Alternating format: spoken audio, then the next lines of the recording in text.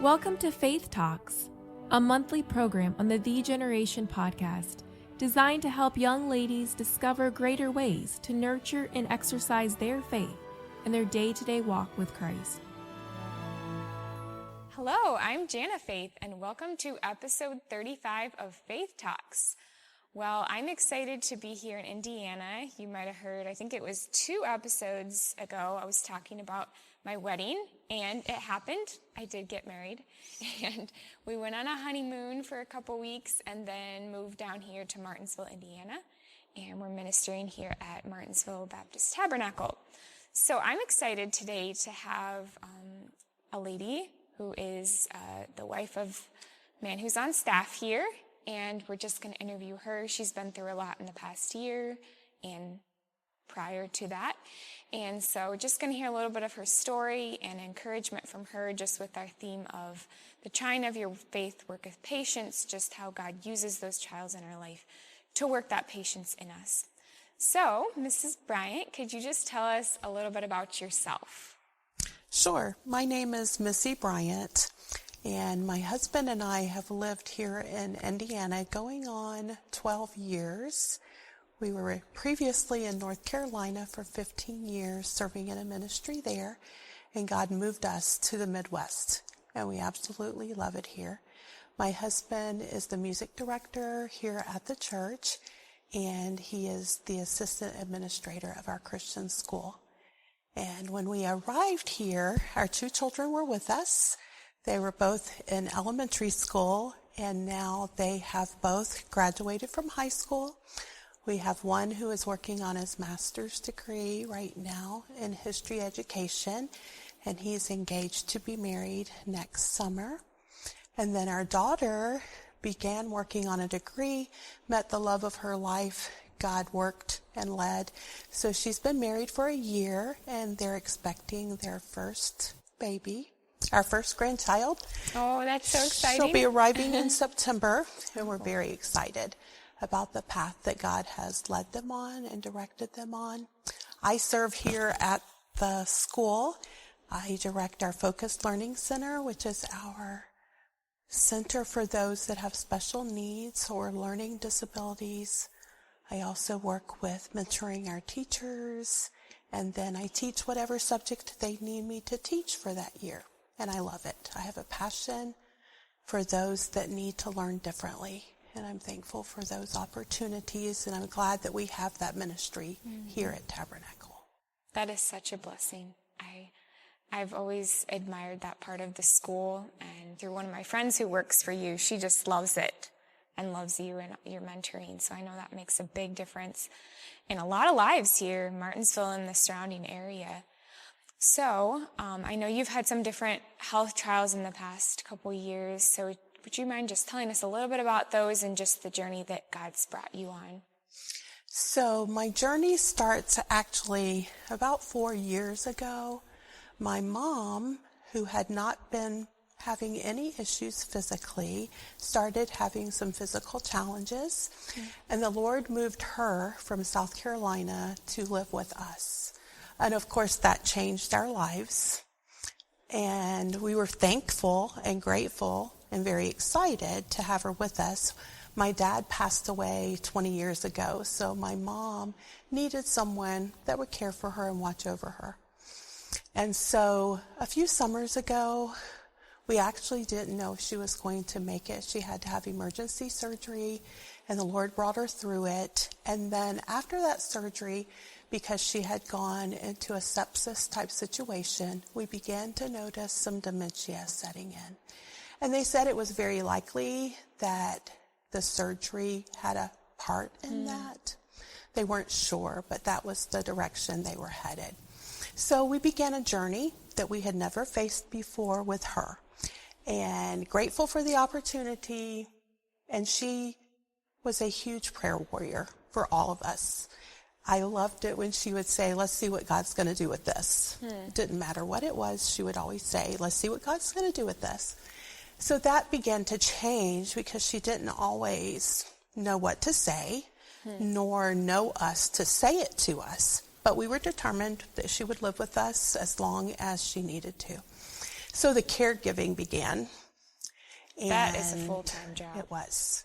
It was, but the Lord was very gracious in sending people to us who would come and stay for a little bit, help us with it.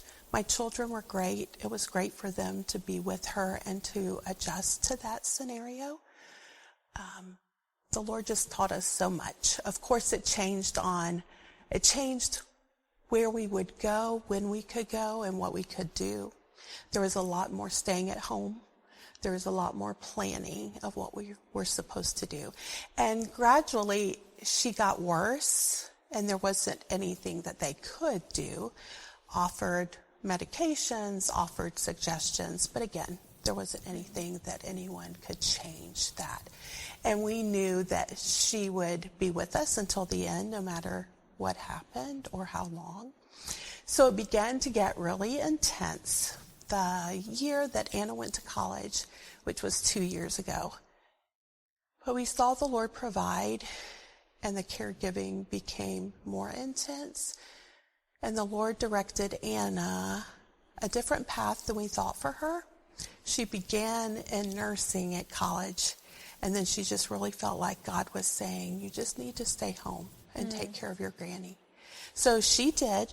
We saw the Lord's hand in that. So she and I began to tag team.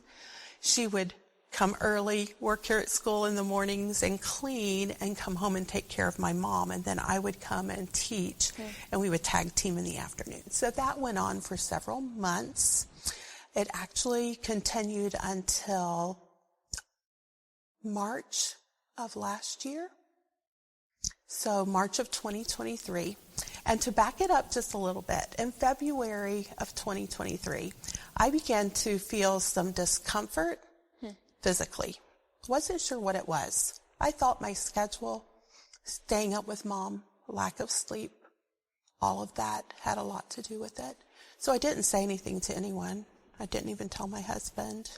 It was just, okay, we're going to get through. God's going to sustain me. He sustained me all these years. That's not going to change. He's going to still do that. So I just carried on, plunged ahead, and kept going. So my mom passed away in March of 2023, March 25th, and we saw God's mercy and God's grace because she had gotten to the point where she couldn't do anything, struggling very much at the end. So I was thankful that God took her to heaven and her faith became sight. She saw her Savior, which is what she always longed for. So then we had a lot to prepare for. Our son was graduating from college in May. And again, I was still having some of those, what I would call uncomfortable episodes. I wasn't even sure how to describe them. I thought my body was just responding to the stress and the lack of sleep and all that was going on. So we went for his graduation, saw him graduate, came home. Anna was scheduled to be married on June 23rd. So mom passed away in March. Mark graduated in May. Anna got married in June. Wow, that's a lot going on. There was a lot. But God sustained, and we saw it, his provision. And even through all of those episodes, I kept saying, God, you brought me this far. Please continue. Anna's getting married. You allowed that. And I just saw him work. And again, I didn't say anything. So Anna got married. Everything was wonderful. Everything went like she wanted. And my husband and I, because of being empty nesters, but not really having the chance to go and do anything with caregiving for my mom, we decided to take a few days and just go for a short trip here in Indiana. My favorite place to go visit is the zoo. So we were at the zoo, and I was struggling to keep up with him at the zoo. And so I said, can we just ride the train? So we did. And while we were on the train, I told him, I said, I'm just not feeling well. And it's been that way for several months. I haven't said anything. The Lord has sustained me. And I don't know that really anything is terribly wrong. I just feel really strange. So we took our time. We slowed down. We rested. We didn't do a whole lot the rest of that time. And when I got back home, I went to see my doctor. She had been my mom's doctor. So she knew about the caregiving and all that had gone helpful. on. It was great. And I started crying, and I was just saying, I just don't feel well. And I know it's been intense, but I just don't feel well. So she had me just tell her everything, and I was crying, and I said, I'm just a big mess.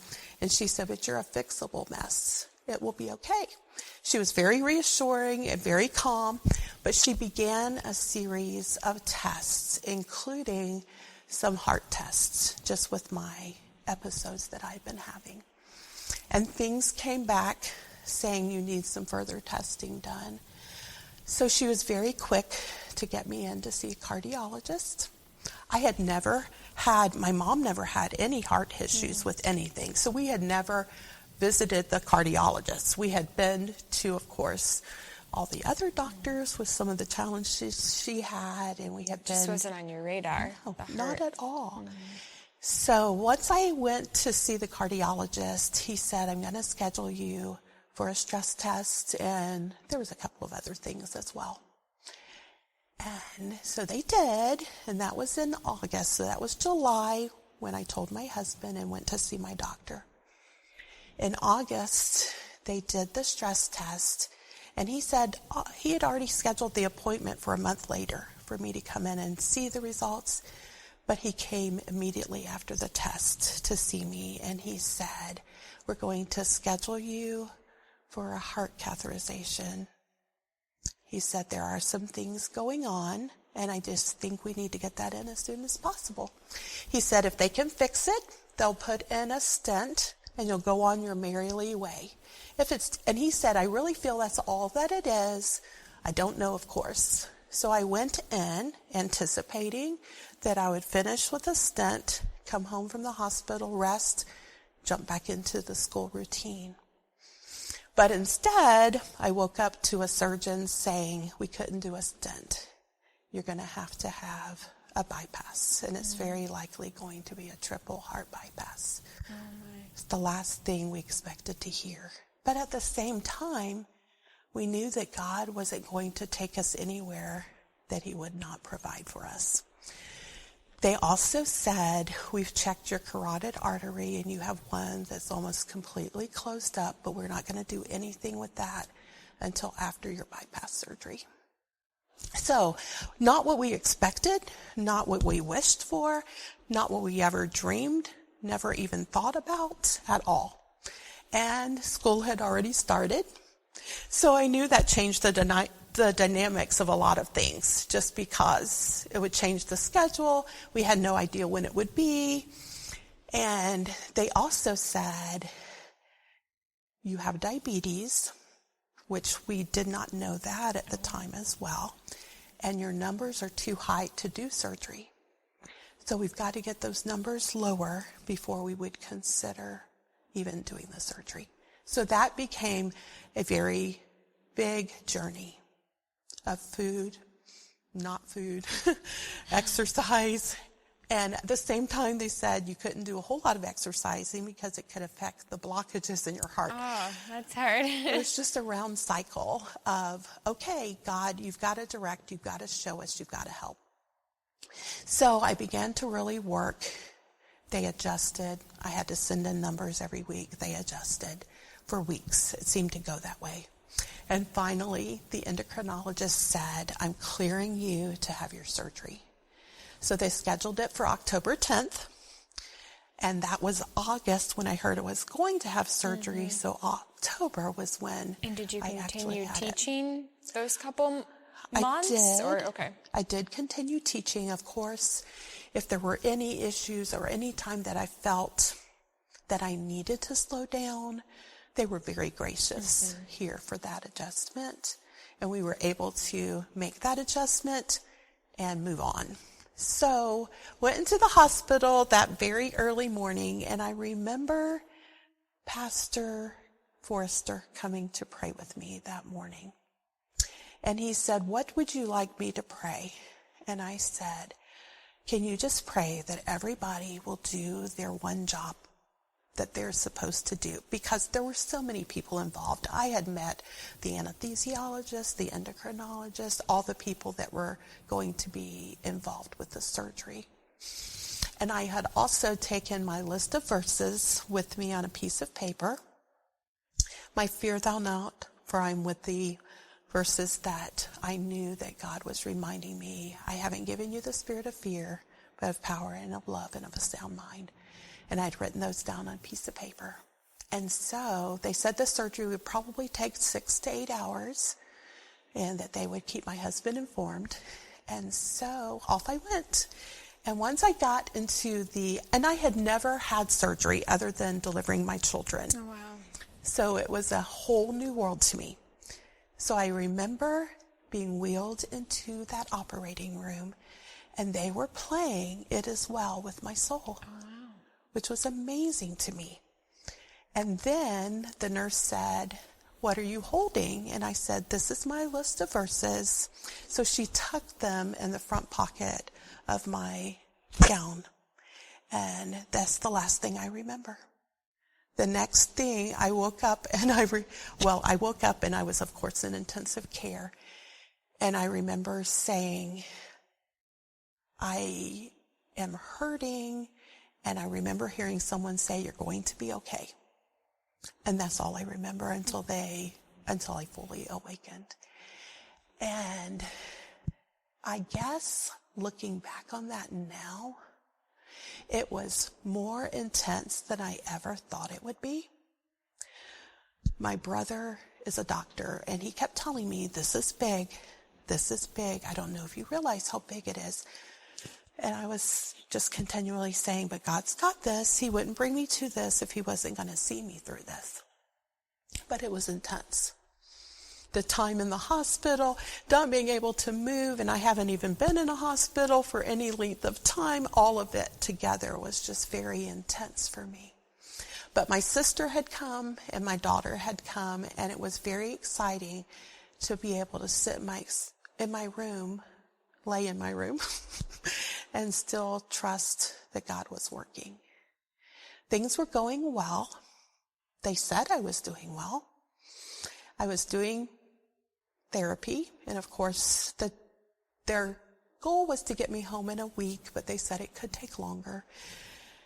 And I remember waking up those later days thinking, maybe today I can do everything they want me to do. I want to do it so I can get home. Nights were hard. I felt like Satan really worked. The pain seemed to be more intense at night. Yeah. And it was dark. And I felt that though I knew God was with me, it was a very intense trying of everything I believed. I knew God was with me. I knew he was there. I knew that nothing Satan was trying to discourage me with was true, but it was still very intense for me. My sister got in later in the week, and I asked if she could stay with me, and she stayed overnight, and she saw some of that intenseness too. But again, I think it was just me giving in to some of the discouragement and of the, when am I ever going to get out of here? And it wasn't very long in reality, but in my mind it was. And I couldn't move easily, and I was attached to all kind of wires. So it was different. It was hard. But God kept reminding me, you are mine. I will see you to the end.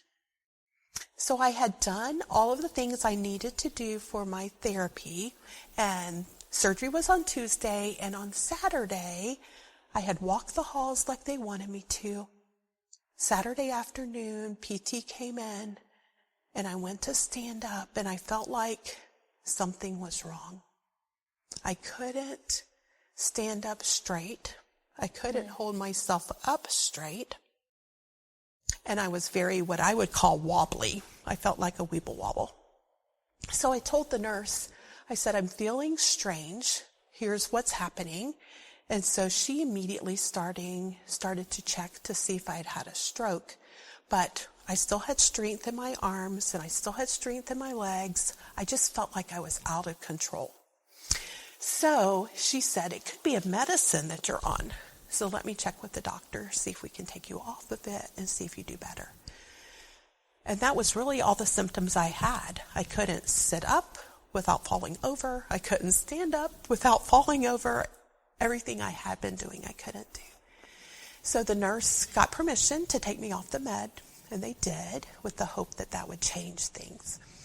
On Sunday, a different therapist came in, and I couldn't do anything that they asked me to do.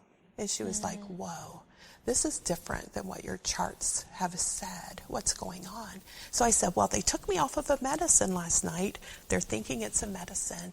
And she was like, I'm not sure, but you're not going home today. And I thought, okay. But that was hard too. But we had church in the hospital room, praised the Lord, sang our songs, trusted that God knew what he was doing. And then the surgeon came in on Monday, and he said, I've seen there's been some changes over the weekend. He said, you're not going home today. And I thought, how does he already know I can't go home? He hasn't even checked on me. And I was determined to show them that I could do what I needed to do to go home. And he said, let's just observe for the rest of the day and see what's going on. And I said, do you ever discharge people later in the day? And he laughed and he said, I have. And I said, do you think you could just watch for the morning and let me go home later today? You were determined. I was so ready to go home, Yes, but I knew I'm I sure. needed to stay if there was still something they needed to check. So he had them do a stroke assessment as well. And then he said, I'm going to have OT and PT come in again this afternoon, and there are some things you're going to have to be able to do before I would even consider letting you go home. So I was determined. I was like, Lord, you can let me do the things I need to do because I just want to go on home.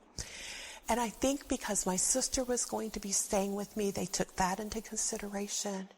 They knew I had stairs in my home, so they had me trying to walk upstairs. And of course, they wanted to make sure that I could walk across the room without falling. So they had me try all those things. They would let me rest, and then we'd try them again. And I could hear the ladies talking with, I'm not sure that she can do it. Those kinds of things. And I was like, Lord, just let me do it. Just let me get it accomplished. And so it was probably 4:30, 5 o'clock-ish. And they decided that I had done enough things that they would tell the surgeon that I could go, since my sister was going to be with me.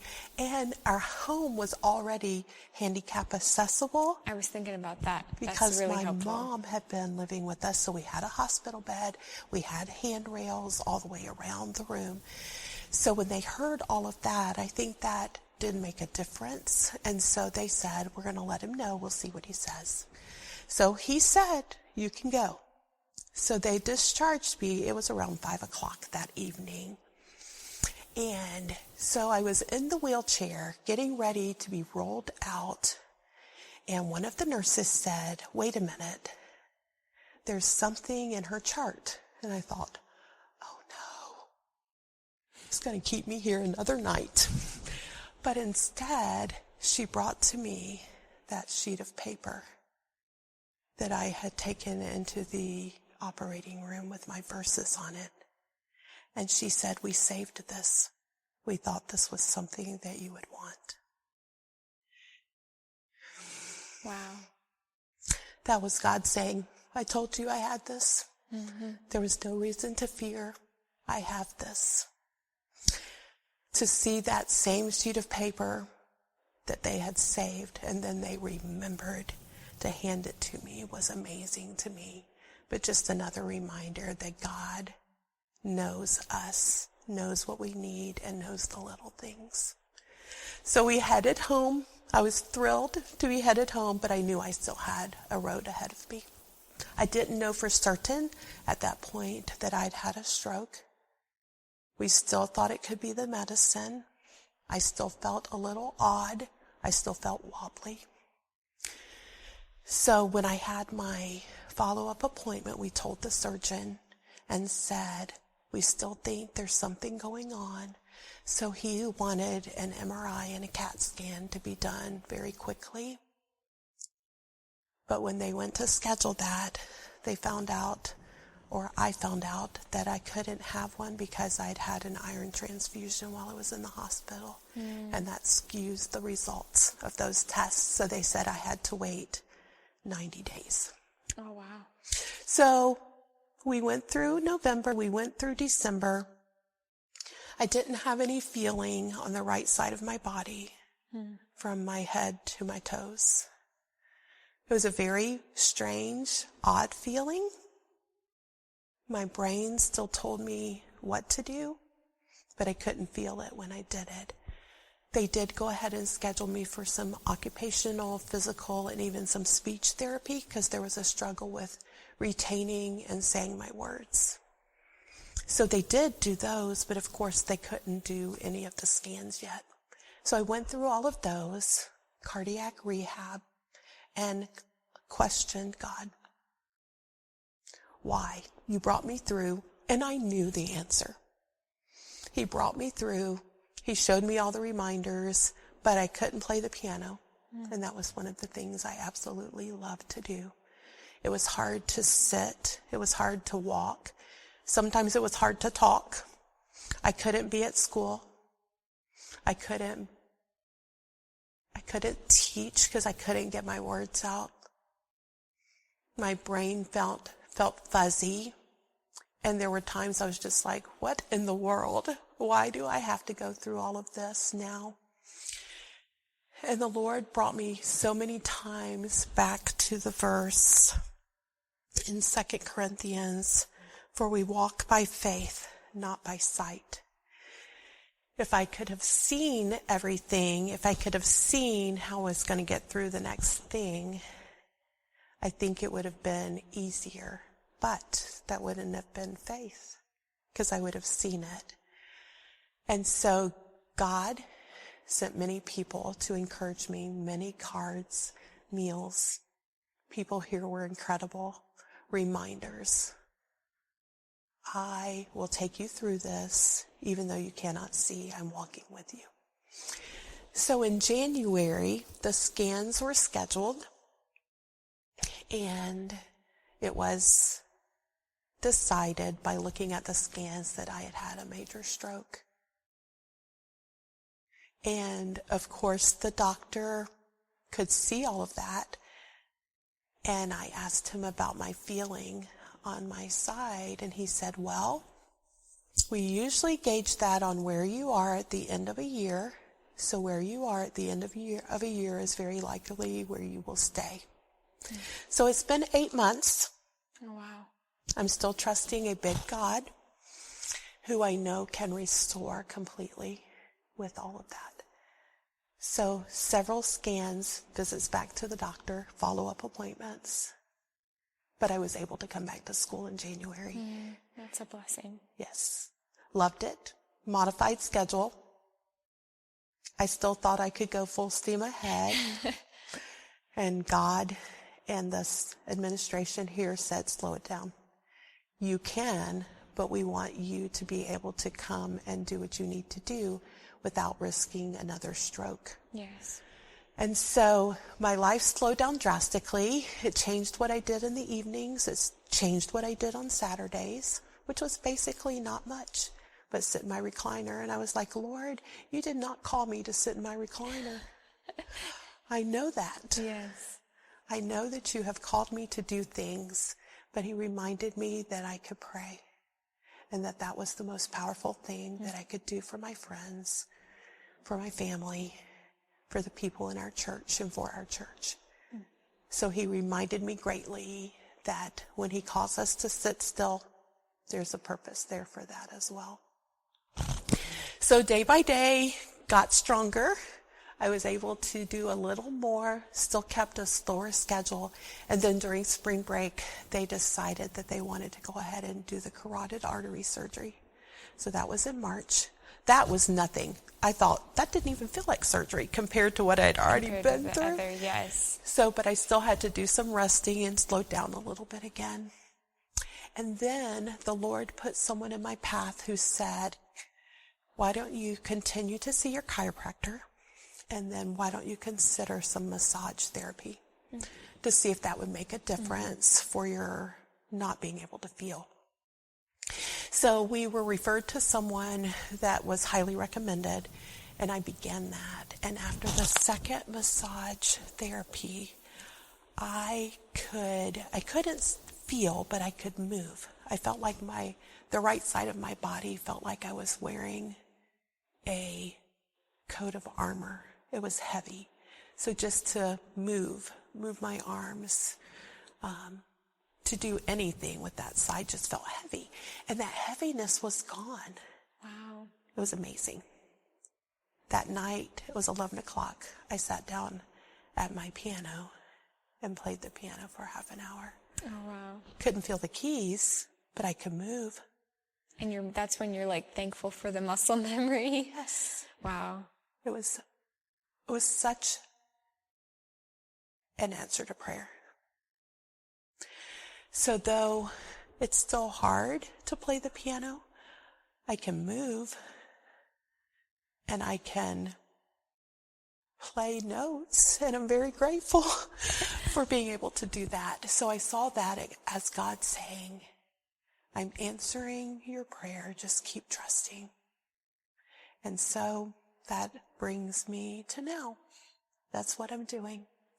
Waiting, trusting, doing what I can, resting, still sitting in my recliner, still trusting a great God.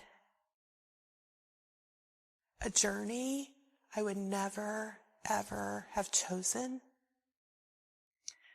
When I look back even at caregiving for my mom, I would not have chosen that journey, but I don't regret one moment, and I would never change that. It was a privilege. I would never wish heart surgery on anyone. It ended up being a quadruple bypass instead of a triple, which we didn't know at the time. And I have often said, if I had known what I know now, I don't know if I would have gone through the surgery. But God knew, and He knew it was part of my plan for my life. It's changed my perspective on what I do daily. I've rested more in this last 8 months than I've probably rested in the last 20 years. But it's reminded me that God makes no mistakes. And my faith, I thought I had faith before, but it has grown so much in the last 8 months. Deepened. Yes. Reminded me of the verse, be still and know that I am God. Just how many of the times you had to just be still, some because you couldn't move, and others, needing that rest. Exactly. But God's so good sometimes to make us be still when we wouldn't have otherwise. And even the prayer element, that's such a good reminder that that's really the most important thing you can do for your friend. Yes. He gave me a verse. I say He gives me a verse for every year, but I've used this one for several years. And it still, of course, says His greatness. Jeremiah 32:17. Ah, Lord God, behold, Thou hast made the heaven and the earth by Thy great power and stretched out arm, and there is nothing too hard for Thee. So I'm still claiming it. I know that He'll restore. And if His restoring is not for me to be able to completely feel, He'll restore my soul. And show me things that I can do, though I may not be able to feel. He'll still restore, because He promises there's nothing too hard for Him. Well, thank you for being willing to share your journey in the middle of the journey. I know for some people, they might share the trial and it's completely gone. You wouldn't even know that it happened, but you're very much in the middle, even with having those, 4 months more till they would say it's not going to be different. Right. After that, that's still time for things to happen and for God to work and for miracles to occur. So I would encourage listeners out there, put her on your prayer list. Pray for her, Mrs. Bryant, that God would restore even more. And I came about 2 weeks ago, and I saw her play the piano, and I didn't know anything. She's an incredible pianist, but I understand from being a pianist myself that, like, if you couldn't feel the right side, how much that would change just the sensitivity and just everything. Yes. So I know that's definitely, I can't imagine that, not being able to feel one side. But, well, is there any, I know you've already shared several lessons that God taught you, but just specific application points you'd give to our listeners? Maybe they're going through a health trial, or maybe it's a family trial, or maybe they're not specifically going through a trial, but I think all of us at the end of our lives will look and see we went through trials. I don't think there's someone who lives a life and doesn't have a moment of trial. So even just preparation for those who will go through things like that. I would say the biggest and greatest thing is to trust the God of the Bible. God's word tells us who he is, and it's truth. It may be hard in the moment to say, I'm going to trust, but he's never failed. He has been the same since Adam and Eve were created.